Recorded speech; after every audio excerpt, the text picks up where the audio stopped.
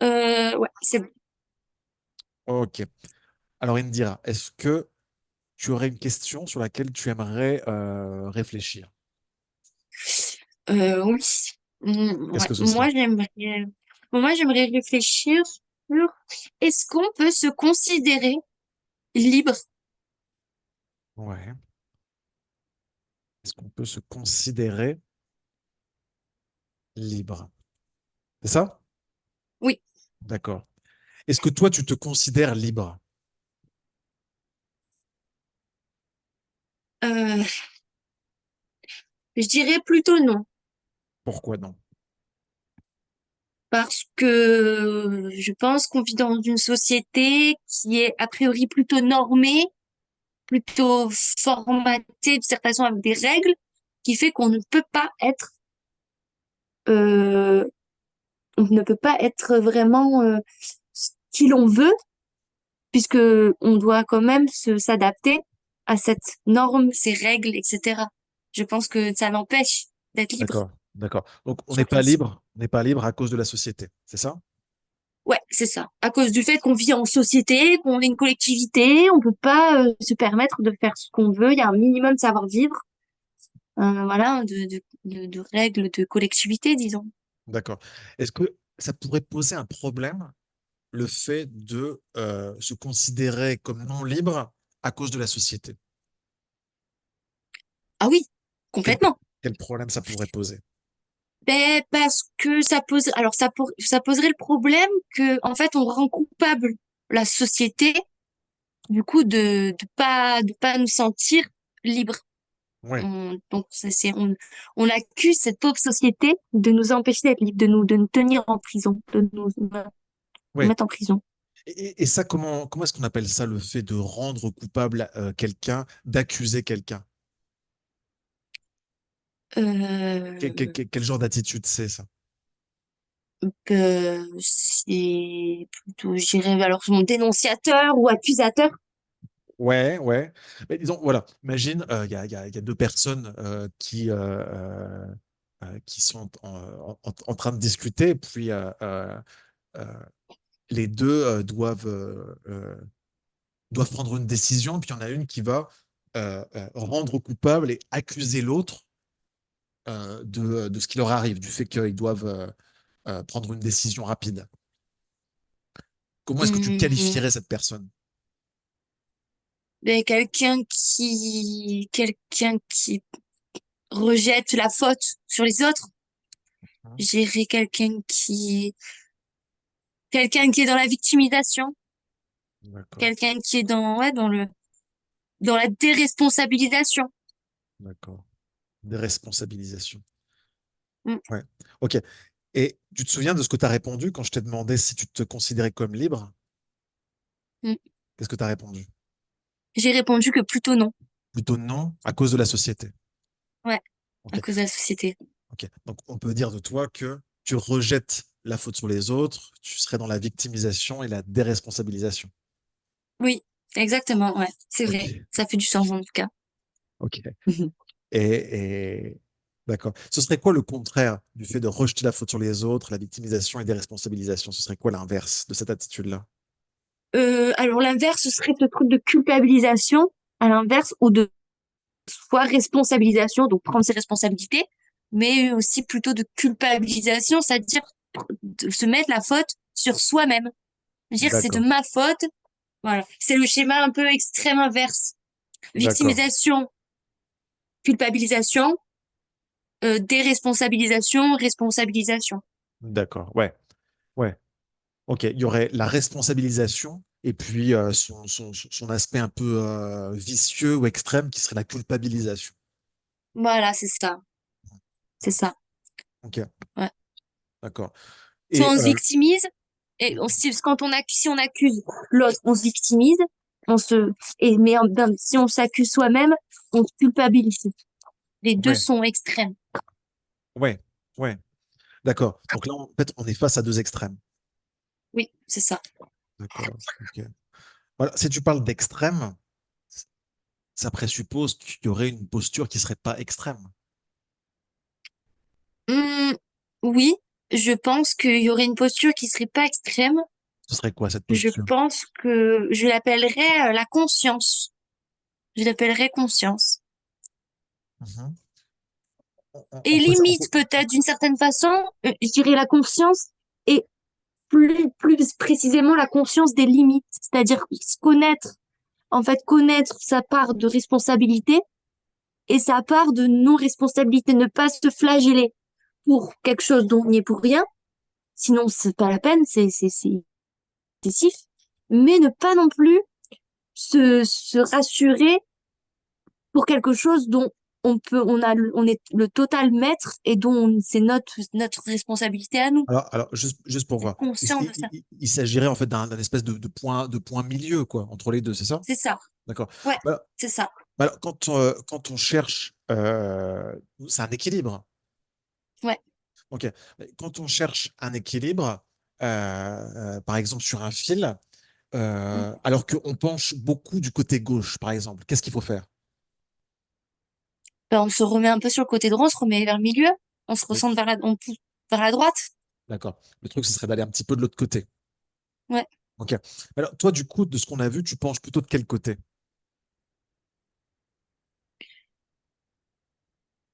Plutôt du côté de Mm. la responsabilisation, culpabilisation, ou plutôt du côté déresponsabilisation, rejeter la faute sur l'autre? Je pense plutôt côté victimisation. D'accord. C'est Ok. plutôt, ouais.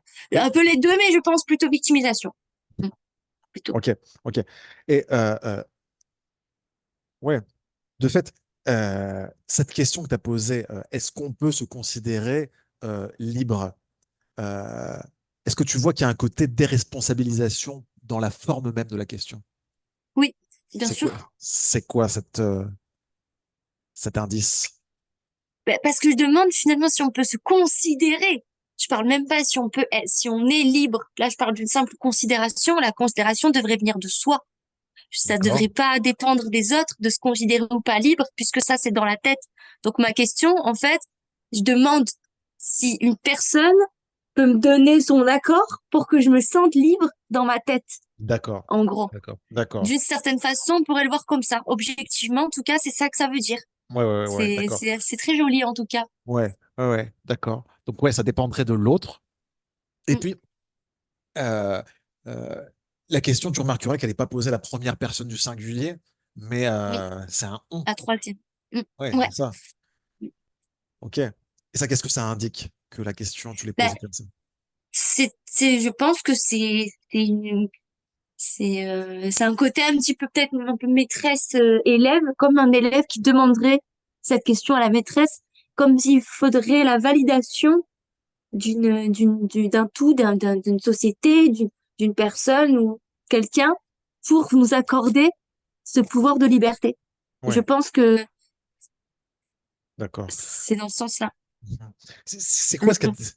D'accord. Donc, ouais, c'est assez clair qu'il y a une déresponsabilisation dans la forme de la question. Donc, Mm, deux indices qu'on vient de clairement, voir. ouais. Bah, c'est quoi le plus difficile dans le fait de se responsabiliser? C'est quoi la plus grande difficulté? Ben, en fait, la plus grande difficulté, c'est d'accepter que on sera nos propres choix, que on sera défini par nos actions et nos choix, et que du coup, n'importe qui pourra émettre un jugement sur ce qu'on est fait. C'est le principe d'être dans l'action. C'est que les gens te jugent, les gens voient, et tu te définis par ça. D'accord. Ok, je comprends. Et on pourrait être défini, on pourrait être jugé, on pourrait être connu par l'autre de façon Ouais, claire. c'est ça. Mm. Mhm. Mais en quoi c'est un souci? Ça pourrait être quelque chose de positif, de bien. Alors, en tant que tel, ce n'est pas un souci, mais je pense que c'est là que se réside la difficulté, la peur de franchir ce cap. C'est qu'on sait que si on va dans ce sens-là, alors on laisse porte ouverte à n'importe quelle personne de nous voir, de nous pointer du doigt et de nous dire, oh, regardez lui, il a fait comme ci ou comme ça. Parce qu'on aura fait nos propres choix, on aura été libre d'agir, donc les gens pourront nous regarder faire et nous dire, ah, tiens, ça va pas, comment t'as fait? Ah, t'aurais pas, quand on D'accord. suit une norme, en général, les gens ne critiquent entre guillemets pas. Mhm, C'est mhm. pas, c'est pas le même jugement. Et je Ah, pense que j'entends. c'est là, en fait, la difficulté, le problème viendrait de là. La peur de se confronter au jugement des autres, la peur de donner à l'autre une faille, on va dire, une Hmm, ouverture hmm, hmm. pour nous Alors attends, atteindre. ouais, ouais. Alors là déjà, donner à l'autre une faille, c'est ça? Oui, c'est Parce que, ça. parce que là, ce que tu avais dit avant, c'est être défini, on peut être jugé, on peut être connu de Ouais. l'autre. Mm. Et puis, le problème là-dedans, c'est que on pourrait donner à l'autre une faille.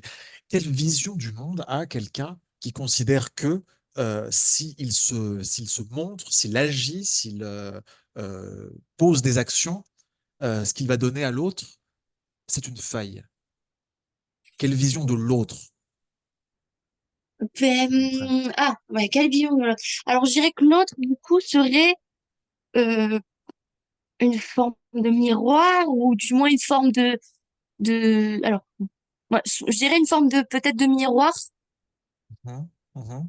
Le une forme miroir. de miroir qui pourrait nous voir, qui pourrait voir nos fragilités, nos faiblesses. Ouais, En, mais si, mais regarde, il pourrait voir, c'est drôle parce que il pourrait voir quoi? Nos fragilités, ouais, ouais.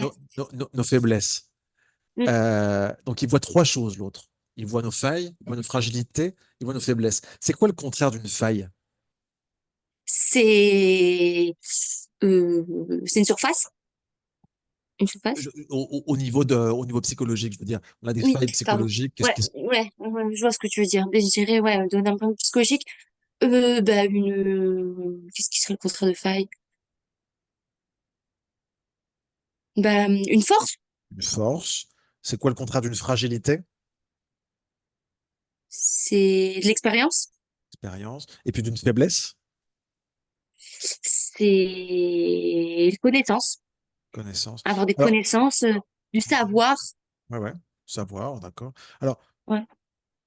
mais est-ce que l'autre, si on se responsabilise, si on agit, si on se cache pas, voilà, si on est responsable, est-ce que l'autre, il verra aussi nos forces, notre expérience et nos connaissances?